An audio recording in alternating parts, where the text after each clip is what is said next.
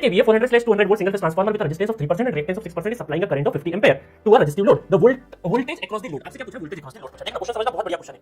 मैंने same question gate वाले student को कराया था, बस 50 की जगह 25 एम्पीयर करंट ले लिया था और गेट में सभी स्टूडेंट वो क्वेश्चन गलत करते थे। मैं ऑफलाइन सेंटर तकरीबन 35-40 शहर पढ़ाया हूं, नॉर्थ इंडिया ऑलमोस्ट मैंने कवर किया है और ये क्वेश्चन मैं चाहे ड्रॉपर बेच पढ़ाऊं चाहे रैंक इंप्रूवमेंट बेच पढ़ाऊं, इस क्वेश्चन में 50 की जगह 25 एम्पीयर कर दूं ना तो अच्छे अच्छे बच्चे इस क्वेश्चन को गलत करे थे, है ना। बट आपको लकीली जेई का बेस है तो 25 की जगह 50 ही रहने दिया। चलो बताता हूं, दोनों का कारण बता दूंगा, है ना। अभी क्वेश्चन करते हैं। क्वेश्चन में क्या है आपको देखो, वोल्टेज रेगुलेशन में कुछ इस तरीके से क्वेश्चन पूछे जाते हैं अलग-अलग। देखो वोल्टेज रेगुलेशन कैसे नहीं पूछा, बट आपसे क्या पूछा है कि भाई लोड साइड वोल्टेज क्या है, लोड साइड वोल्टेज क्या है, ये लोड साइड आपको वोल्टेज पूछा है, देखना है ना ध्यान से। अब ये हमारा क्या होता है देखना 400/200, बिल्कुल कोई फार्मूला रटने की जरूरत नहीं, कोई फार्मूला रटने की जरूरत नहीं है। तो ये हो गया 200।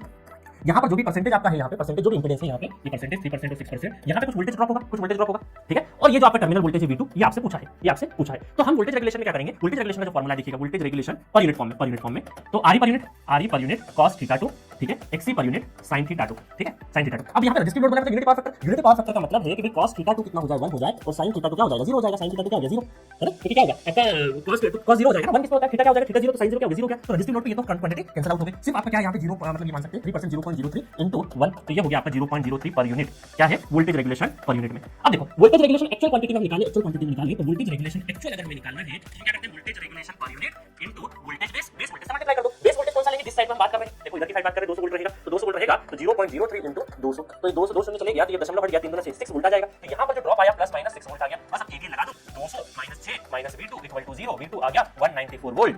चमत्कार हो गया, चमत्कार, ठीक है। तो इस तरीके से आप कर सकते हो। दूसरा तरीका और क्या है, दूसरा तरीका है कि भाई वोल्टेज रेगुलेशन का जो एक्चुअल फार्मूला पढ़ते हो कि E2 - V2 divided by E2, है ना। इस तरीके से वोल्टेज रेगुलेशन का वो वाला फार्मूला है, उससे भी कर सकते हो, उससे भी कर सकते हो। देखो यहाँ पर क्या है 0.03 आया था हमारा परसेंटेज में आया था और ये E2 कितना है 200 - V2 डिवाइडेड बाय 200, तो देखो 200 से करोगे 6 = 200 - V2, V2 तो चले जाएगा तो V2 अगेन 194 हो गया, है ना, 194 हो गया, ठीक है। तो दोनों तरीके से आप कर सकते हो। अब आप बोल रहे हैं सर यहाँ 25 हो जाता तो फिर क्या गड़बड़, आपको बताता हूँ। वोल्टेज रेगुलेशन का फार्मूला में मैंने एक चीज पढ़ाई आपको कि जब भी आपको 1/nth लोड पे निकालना हो तो 1/n इस तरीके से करना होता है।